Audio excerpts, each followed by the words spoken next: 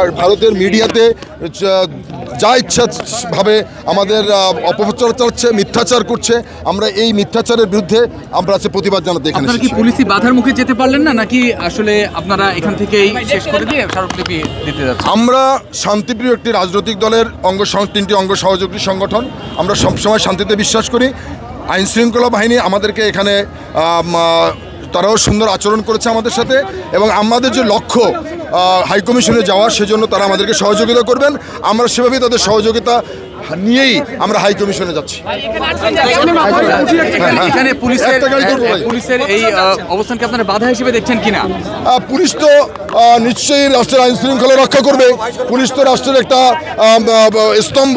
তারা যে কাজটি করছে আমরা মনে করি রাষ্ট্রের এখানে অনেক মানুষ, হাজার হাজার মানুষ সাপোর্টাইজ হতে পারে, বিশৃঙ্খলা হতে পারে। সেটার জন্য তারা যে কাজটি করেছে আমরা পুলিশকে সাধুবাদ জানাই।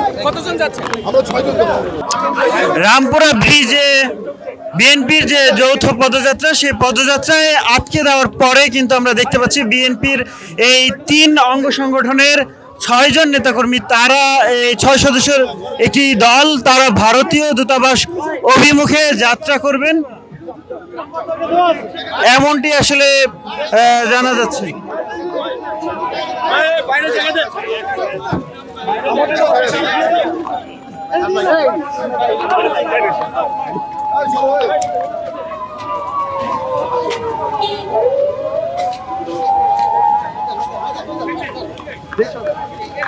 দর্শক দেখছেন, এই গাড়িতে করেই কিন্তু বিএনপির 6 সদস্যের একটি দল, তারা ভারতীয় দূতাবাসে যাবেন এবং স্মারকলিপি প্রদান করবেন। আমরা সেই গাড়িটি দেখানোর চেষ্টা করছিলাম, এবং যেখানে আমরা দেখছিলাম যে যুবদল, স্বেচ্ছাসেবক দলের এবং ছাত্র দলের নেতাকর্মীরা, তারা কিন্তু এই গাড়িটিতে এই মুহূর্তে, দর্শক দেখছেন, এই গাড়িটিতে করেই স্বেচ্ছাসেবক দল, যুবদল এবং ছাত্র দলের 6 জন সদস্য, তারা মূলত এই গাড়িটিতে করেই কিন্তু ভারতীয় দূতাবাস অভিমুখে যাত্রা করেছেন।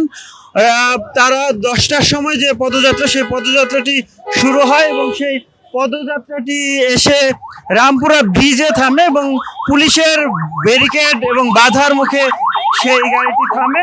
এবং তারপরে আমরা দেখতে পাচ্ছি পুলিশের সেই বাধা তারা আসলে উপেক্ষা করেনি। সেই বাধাকে তারা বলছিলেন যে কোনো ধরনের বিশৃঙ্খল পরিস্থিতি যাতে না ঘটে, এজন্য পুলিশ তাদেরকে সহযোগিতা করেছেন, এবং সেই সহযোগিতায় বিএনপির নেতাকর্মীরা খুশি, এবং তারা বলছিলেন যে তারা এই যে তাদের যে পদযাত্রা, সেই পদযাত্রায় তারা সামনের দিকে যাবেন, এবং তারা এই পদযাত্রা থেকে 6 সদস্যের একটি দল, তারা এই মুহূর্তে ভারতীয় দূতাবাস অভিমুখে রওনা করেছেন।